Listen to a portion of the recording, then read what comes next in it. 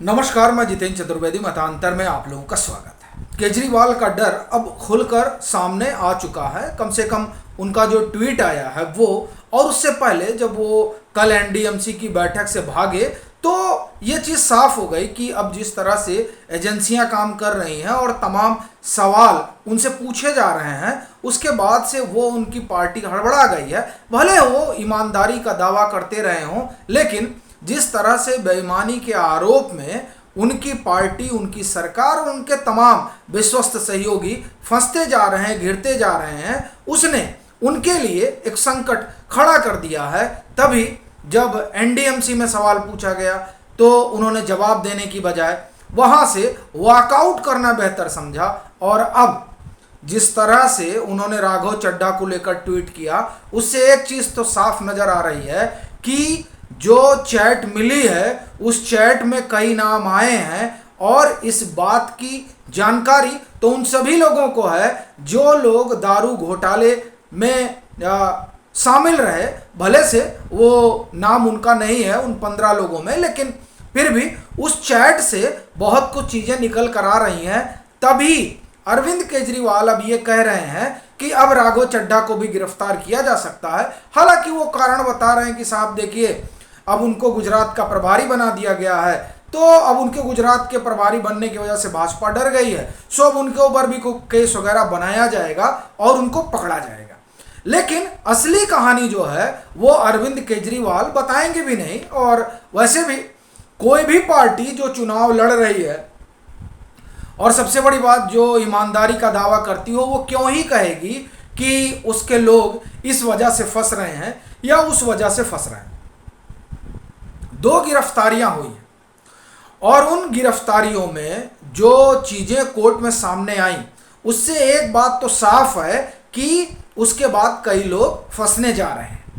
सवाल यह है कि जो जिन 2 गिरफ्तारियों की बात कर रहा हूं, उसमें एक विजय नायर और एक समीर महेंद्रू। विजय नायर को जो 5 दिन की रिमांड पे भेजा गया है, तो उसमें कुछ एविडेंस है और वो एविडेंस बड़े महत्वपूर्ण है।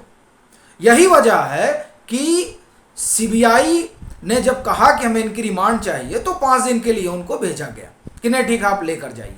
सबूत क्या है? आपको ध्यान होगा कि जब छापेमारी पड़ी थी, और तकरीबन 103 जगह छापेमारी पड़ चुकी है ईडी और सीबीआई के मिलाया जाए तो आम आदमी पार्टी और उनके प्रवक्ता, उनके मुखिया, उनके मंत्री का ये कहना रहा कि साहब कुछ मिला ही नहीं। लेकिन सीबीआई क्या कह रही है कि हमको बड़े एविडेंस मिले हैं। जो इन्वेस्टिगेटिव ऑफिसर है इस पूरी ये जो पूरा मामला है, उन्होंने कोर्ट में बताया कि साहब हमारे पास ढेर सारे एविडेंस हैं, और इनका जो चैट है उस चैट में कई ऐसी चीज़ें हैं जो बहुत ही संवेदनशील है।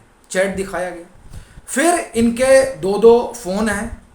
फ़ोन में जो तमाम बातचीत हो रही थी, उस एविडेंस को डिलीट करने की कोशिश हुई, उसको रिकवर करना है। फिर हैदराबाद में बैठक हुई इस पूरी न्यू एक्साइज पॉलिसी के मसले को लेकर। 12% तय किया गया कमीशन, उसमें से 6% सीधे सीधे, ये आरोप है, ये मैं नहीं बता रहा हूँ, ये आरोप लगे हैं, 6% जो है वो आने थे आम आदमी पार्टी के झोले में। और ये आरोप जो है पहले भी लगा था, और जो दोनों स्टिंग हुआ उस स्टिंग में बात निकलकर सामने आई थी कि साहब कमीशन इन्होंने तय किया, और कमीशन में सीधा ये था कि ब्लैक को व्हाइट करना है। अब उस पूरी कहानी में कि वहाँ मीटिंग हुई, फिर 12% तय किया गया, और न्यू एक्साइज पॉलिसी को पूरा ड्राफ्ट करने में विजय नायर की बड़ी भूमिका रही। फिर उन्होंने किससे बात की, वो ऐप के जरिए सारी चीज़ें हो रही थी, वो ऐप डिलीट कर दिया गया। फ़ोन के सारे डाटा जो है वो फॉर्मेट कर दिए गए, तो उसको रिकवर करना है। फिर जो सीबीआई के पास एविडेंस है, उस एविडेंस को रखा जाएगा विजय नायर के सामने और विजय नायर से सवाल पूछा जाएगा। फिर यह भी हो सकता है कि अगर वो आनाकानी करें तो और तमाम चीज़ें निकाल कर लाई जाएं।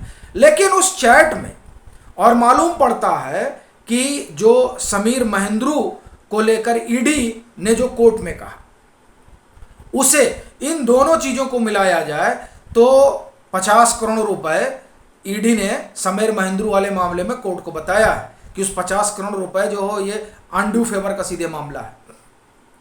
सवाल यह है कि क्या चैट में राघव चड्ढा का भी नाम है।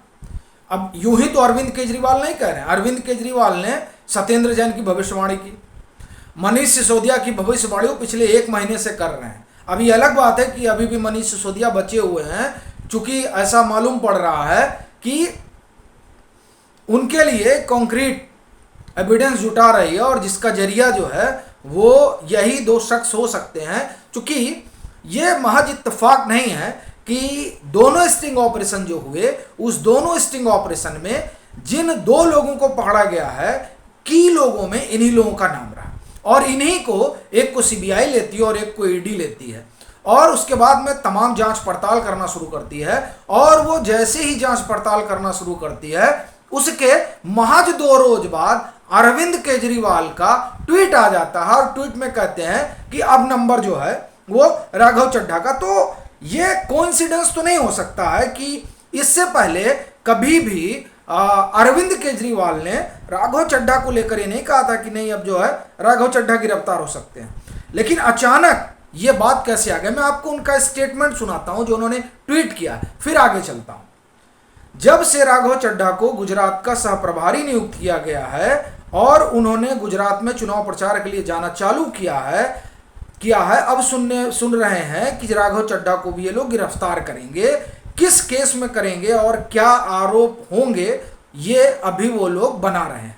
इसका मतलब आप समझते हैं, सीधा सा तात्पर्य है कि ये जो सीबीआई ने कोर्ट में बताया विजय नायर वाले मामले में कि वहां पर बैठकर बातचीत हुई, हैदराबाद की किसी होटल में सब कुछ तय हुआ और ये जो पैसे वैसे हैं 6% वाला ये यहाँ आया और ये पैसे जो है ये उन्होंने तो नहीं कहा, सीबीआई ने ऐसा कुछ कहा मेरी जानकारी में नहीं है, लेकिन ये आरोप उस स्टिंग ऑपरेशन में लगे थे कि इन पैसों का प्रयोग पंजाब में हुआ और पंजाब के प्रभारी राघव चड्ढा रहे।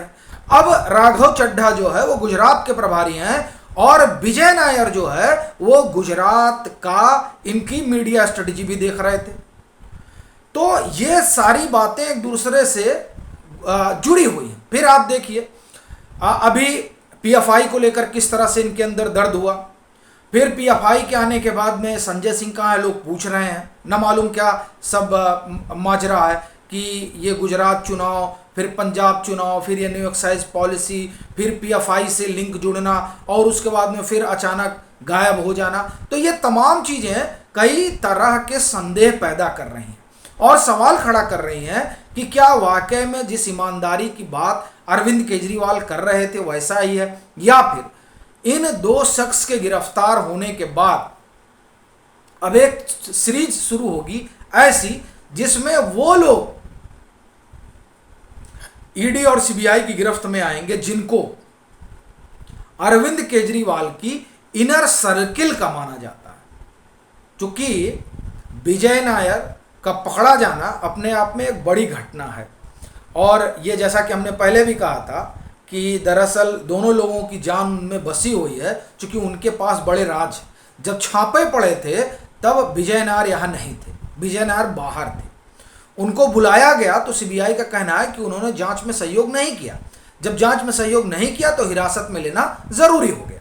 अब ये सीबीआई का दावा है, हालांकि आम आदमी पार्टी तो कह रही है कि वो अदने से कार्यकर्ता है। ना मालूम अदने से कार्यकर्ता के पकड़े जाने के बाद क्यों अरविंद केजरीवाल को ऐसा लग रहा है कि अब राघव चड्ढा भी पकड़े जाएंगे। एक बात, दूसरी बात, ये जो समीर महेंद्रू वाला मसला है इसमें सीबीआई ने सीधा सीधा बताया कि दरअसल ये ब्राइब देते थे और जो कंपनियां ब्लैक लिस्टेड हैं उनको कैसे मिल गया। फिर ये जो एक चीज़ हुई कि जो डिस्ट्रीब्यूटर है और फिर रिटेलर है और फिर ये कमीशन फिक्स करना, ये तमाम चीज़ें जो हैं, इन तमाम चीज़ों में किसकी किसकी भूमिका रही और क्या वो जो होटल की बैठक हुई हैदराबाद में, उस बैठक में कौन कौन था। क्या इसलिए तो नहीं अरविंद केजरीवाल ये बात कह रहे हैं कि वहाँ राघव चड्ढा भी रहे हों। तो ये कई चीज़ें हैं जो अब सवाल खड़ा कर रही हैं कि उस चैट से ऐसा लगता है कि बहुत सारे रहस्य सीबीआई को मिल रहे हैं और जिसकी वजह से आम आदमी पार्टी की समस्या बढ़ रही है। और आपको जानकर आश्चर्य होगा कि गवाहों के स्टेटमेंट भी हैं सीबीआई के पास सवाल यह है कि गवाही कौन दे रहा है, यह भी बड़ी बात है। कौन है जो गवाह बन गया है? और आम आदमी पार्टी का जो ये न्यू एक्साइज पॉलिसी वाला स्कैम्प है, जिसका आरोप लग रहा है, उसकी सारी पोल पट्टी खोल रहा है। ये तमाम चीज़ें धीरे धीरे सामने आएंगी, लेकिन उस चैट में ऐसा कुछ है जिसने अब आम आदमी पार्टी को डरा दिया। अभी के लिए फिलहाल इतना ही। अगर आप मतांतर से नहीं जुड़े हैं तो जुड़िए, वीडियो को लाइक कीजिए, शेयर कीजिए और अपने सुझाव जरूर साझा कीजिए।